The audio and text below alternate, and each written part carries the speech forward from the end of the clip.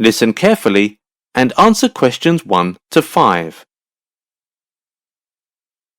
Hello, Shining Decorations. How can I help you? Hello. We are thinking of renovating our hotel this year. It was built 15 years ago and it's quite old now. So I'm calling to see if your company can do that. Oh, yes, we do all kinds of decoration and renovation projects. Last month, we just renovated the city library. The client was really pleased with the outcome. Oh, really? I heard that one was pretty tough. But the new library does get a fresh look. Yes, it was a tough one. May I have the name of your hotel? Yes, it's Central Hotel. Should I tell you about some changes we want to make before you come and check it out? Yes, please. I will write them down. Just a moment, please. Okay. What are the changes you want to make? First, the address on our signboard in the front of the hotel is not big enough. We would like to have it enlarged. I see. It's important for the guests to see the information clearly. No problem. Okay. Next is our swimming pool. It's now in the basement. Our guests are not very happy about it. After talking to the designers, we've decided to move it to the roof of the hotel. Oh, that's a big change, as it'll be an outdoor site, but I believe it's a wonderful idea. Yes, our hotel is right beside a river, so it's got a good view from up there. That's true. I'm sure more people would stay at your hotel because of it. It's a very competitive feature. We can do that for you. We have a big lounge on the ground floor where our guests can rest. We don't think we are making the most of it, and my manager said we should use the room for reception. The old one is too small. So you don't need an area for guests to rest? The hall will serve the purpose. All right, I've written it down. Anything else? Before you hear the rest of the conversation, you have some time to look at questions 6 to 10.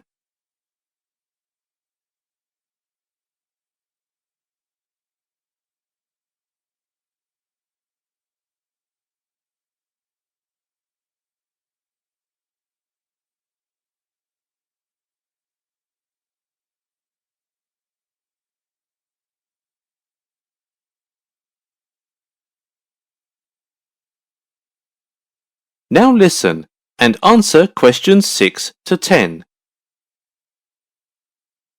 Let me see. I think the words on the notice board should be translated, but I'll need to confirm with my supervisor if we need to translate into Chinese or not. We have quite a lot of Chinese guests now, but Spanish translation is definitely needed. German is not necessary, neither is Japanese. We don't have many guests from those countries. Okay, I'll just need to go and see how to plan the layout later. Yes, please. We don't know if we should upgrade the design of the price board or not. It looks a bit old-fashioned. What color is it? It's red. I was wondering if white looks better. It's hard to tell unless we see it in person. Okay, when can the construction team come and start their work? Well, we are currently working on another project, but we think we can finish the work there sometime in June. So we can come before July. And it depends on how much time you have for the renovation project. If it's quite urgent, we'll need to discuss the starting time. We hope to start early, but it's not too urgent. We will wait till the end of peak season. Yeah, you don't want to miss the peak time right now. So who should I contact for the initial check and evaluation? You can call my manager. His name is Clifton Barron. Excuse me, how do you spell his first name? Cliffton. And his phone number? It's 093-03-6602. You can call during work hours. Got it. As for the contract details and the cost of the project, should I contact him or... Yes, you could talk to him for all these details. Okay, thanks. That is the end of section 1. You now have half a minute to check your answers.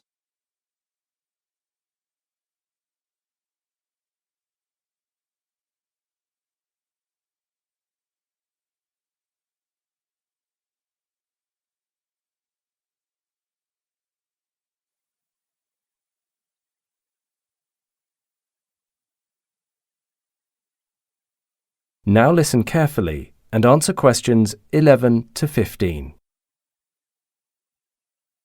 Good day, everyone. Welcome to the Melbourne Zoo. My name's Mark, and I'd like to welcome you today. If you have a moment, I'd like to give you some information about our zoo before you enter. Please feel free to ask me any questions at the end of my talk. As you know, it's November now, and that means longer days. I have some good news for you. Anyone who hates getting up early in the morning can now enter the zoo after dinner. Because of the time of year, we are offering a 2-hour mini tour after 7 p.m. Seeing the animals at a different time of day will be a fascinating experience for many of you, and I encourage you to sign up. Unfortunately, due to a fire last month, we no longer allow bonfire nights. By the way, we have been planning 2 parties for Christmas next month. We'll post the details on our website. It should be a lot of fun. So let me tell you a little about our residents here at the zoo.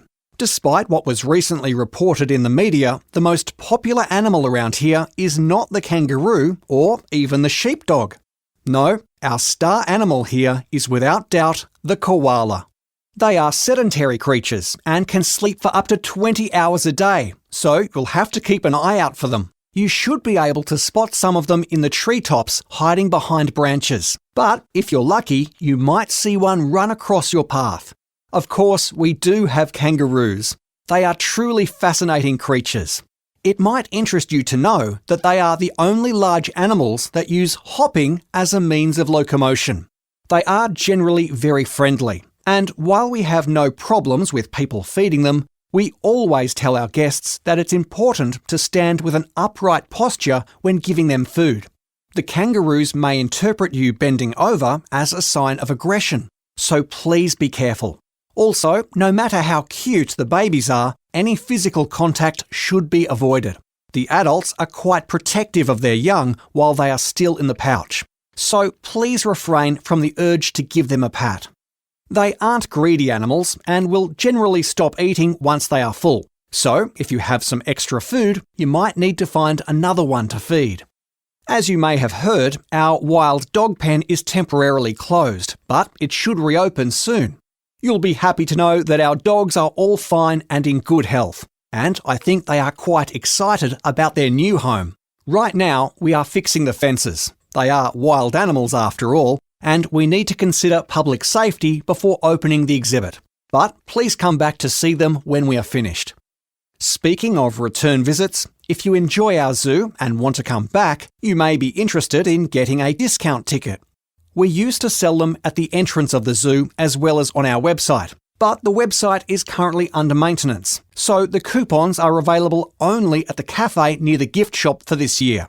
So, if you're interested, make your way over there once you are ready. Be informed there are a lot of tourists around today, so the earlier, the better. Before you hear the rest of the talk, you have some time to look at questions 16 to 20.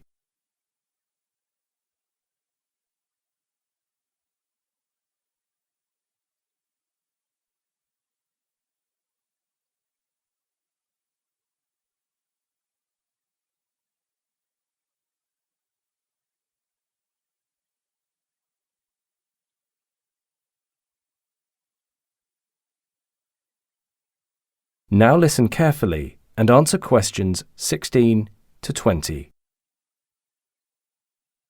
Now, if I can bring your attention to the map of our zoo, I'll provide a brief description of the grounds so that no one gets lost. If you'd like to see some of our animals up close, then you should visit one of our shows in the arena. We have a show every half hour, so you're sure to see something. We are at the entrance. To get there, cross the bridge and go straight to the end of the path and you'll find it to your right. For those who are looking for a quieter place to learn about the history of our zoo, in the north of the zoo we have an educational hall ready for you. It's easy to find, just to the west of the toilets. With such beautiful weather right now, I know many of you would love to spend the afternoon having a picnic.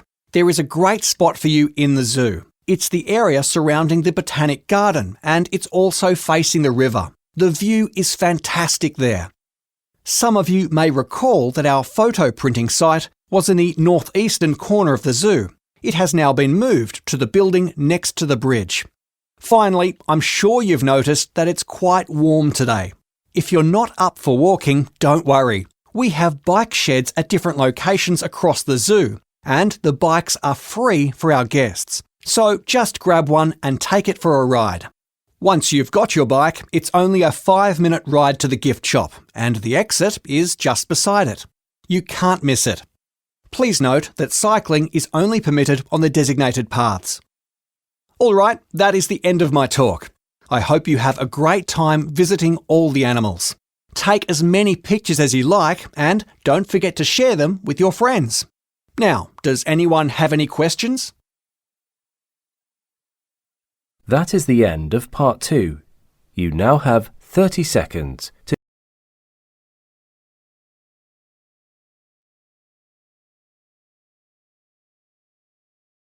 Now listen carefully and answer questions 21 to 25. Hi, Mike. Aren't these New Zealand carvings we've been studying in class fascinating? Oh, hi Amy. Oh, the Maori greenstone tikis. They're all a bit organic for my taste. You know, all curves and twisting shapes. I like modern stuff, geometric shapes. But I can see the skill involved in making them. But the stories behind the tikis are what make them interesting. Besides, I imagine it would be difficult to create geometric patterns. The shape of each tiki seems to follow the natural contours of the stone. It's extremely hard, and it requires expertise and time to shape. That's true. I suppose that's why modern greenstone carvings are so expensive. But there aren't that many genuine old ones around. Archaeologists rarely discover such treasures, which is odd given they are such a huge part of Maori culture. I wonder if archaeological dig sites were raided and the tikis were taken to sell. I believe it's because the owners valued them, and so preserved them. Many of them would have been passed down through the generations and remain in the possession of the families today, like heirlooms. Do you know what they were used for? I thought they were just an art form or a means of decoration. But Professor Mathieu says that the Maori believed tikis were sacred and could be used as a pathway to their ancestors. They believed the dead could speak to them through these talismans. So they don't represent tribes or anything? Interesting. How many different kinds are there? There must be hundreds of variations. There are other greenstone carvings beside tikis, although I can't remember all their names. Traditional tikis themselves can be divided into 2 distinct groups though. Can they? By the materials? I've seen some with metal features. Or is it to do with size, or where they were made? Actually, it is the ways that their feet, heads and hands are placed that make the major difference. Is it easy to discern the difference between the ancient stones and more modern reproductions? Are the styles very different? Modern reproductions usually use a different type of stone, although they may be of the same design. They may also be of a smaller size. But it's actually quite easy to tell if you are buying a genuine carving or a mass-produced souvenir. How? Nowadays, they are produced by machine, using lasers even, so they have no blemishes. In genuine carvings, they aren't always perfect, because the Maori used simple hand tools. For example, the hole that the cord is fed through isn't perfectly round. That makes sense. Before you hear the rest of the discussion, you have some time to look at questions 26 to 30.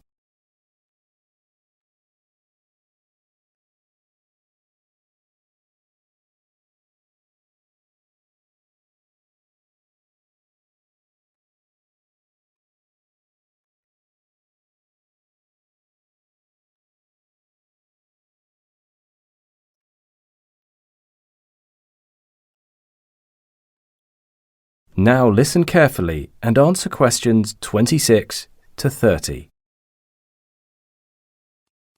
Actually, it's amazing that they produce such detailed tikis with such simple tools and materials. Talk me through the process. I know the basic shape is carved from New Zealand greenstone. Yes, but first they had to get a blank of the right size. You mean a piece of stone of the right size and basic shape? That's right.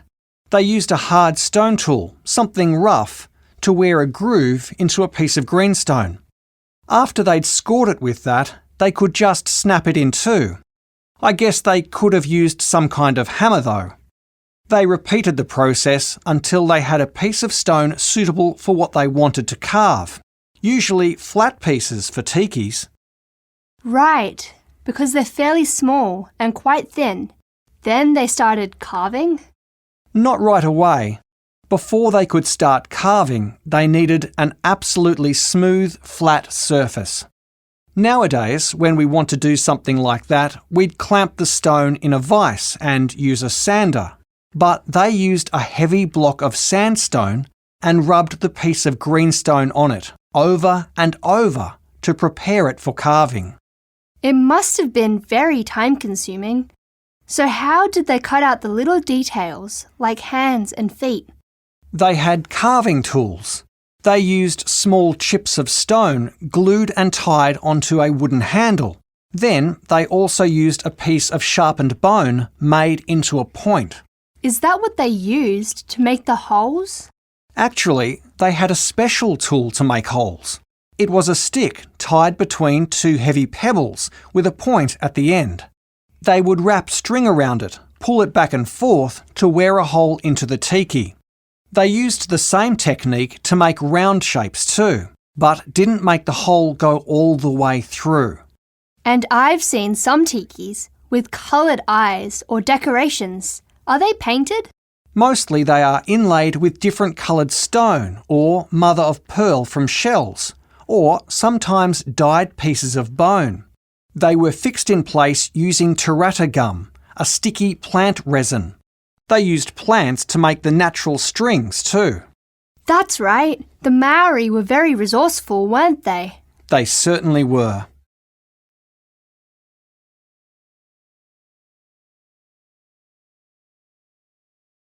Now listen carefully and answer questions 31 to 40. In the beginning of human civilization, there were no cities. There were just small settlements. They grew with time and became villages and towns. Then, at a certain stage when the size became big enough, we call it a city. So, what about suburbs? Generally speaking, a suburb is a mixed-use or residential area existing as either part of a city or as a separate residential community within commuting distance of a city. Some small towns near a big city were absorbed by the city and became its suburbs. Many labor workers, such as carpenters, construction, and factory workers, live in the suburbs of the city. They usually have a lower income than the middle class and can't afford the expensive houses or apartments in downtown area. They live in the suburbs where the infrastructure is poor and the rent is low. Interestingly, you may also see wealthy residents, most of whom are highly paid engineers, lawyers, and doctors, enjoy their life in the suburbs. They live in the expensive neighborhoods, which are located in the nicer areas. They usually have a very big house and a garden and a garage. Traditionally, many people think that living in the suburbs is less convenient than living downtown, where there were supermarkets, shopping malls, and other facilities. These facilities are not concentrated or even available in the suburbs. Sometimes, people there have to travel for half an hour to get to the nearest market or grocery store. Actually, there are many good things about living in the suburbs. For instance, people pay relatively low taxes than people in the city, so they can have a more disposable income. And food is cheaper than those in the cities. Many people have noticed that vegetables and some kinds of fruits are usually produced in the suburbs or transported to the suburbs first before they reach the city. Because of lower taxes and other beneficial policies, it's much easier to start one's own business in the suburbs. For instance, open a cafe or set up a shop. That's why we can see a lot of startups in the suburban region. It could also save a lot of money and effort. Because of the ever-increasing population, now you can see many large-scale housing areas constructed in almost all city suburbs, as there is no room for new apartment buildings or houses in the cities. Outside of many big cities such as London, there are big residential areas. Also, the roads are designed and built much later, so they are usually much wider than the roads downtown. This will provide greater mobility for suburban residents. They can travel faster from one place to another since there are fewer traffic jams, despite the growing number of automobiles on the roads. This is one of the reasons why more people are moving out of the city these years. Yet, the suburbs are also facing some troubles in its development. Many suburbs are usually occupied by houses and residential areas. As a result, there were not enough room for trade activities. Even some supermarkets and small restaurants are suffering from this. People usually have to drive a car to the nearest grocery store. This warns the urban planning department to improve their work and have the vision to think ahead of time.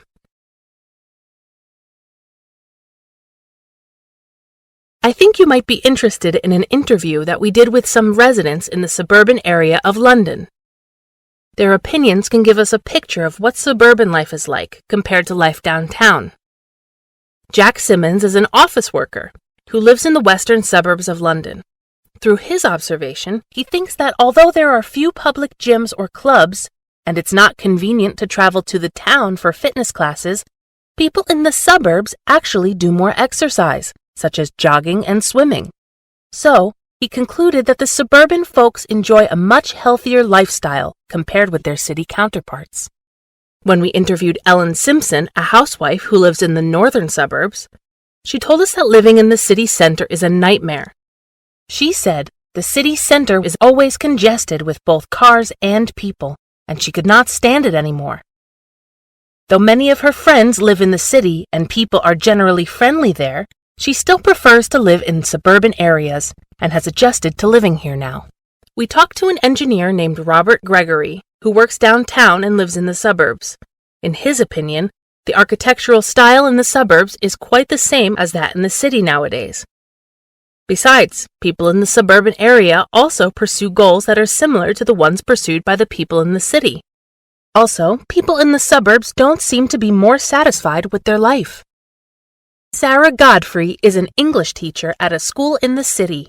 According to her, people in cities are not necessarily less friendly than their counterparts in the suburbs, but the latter always smile.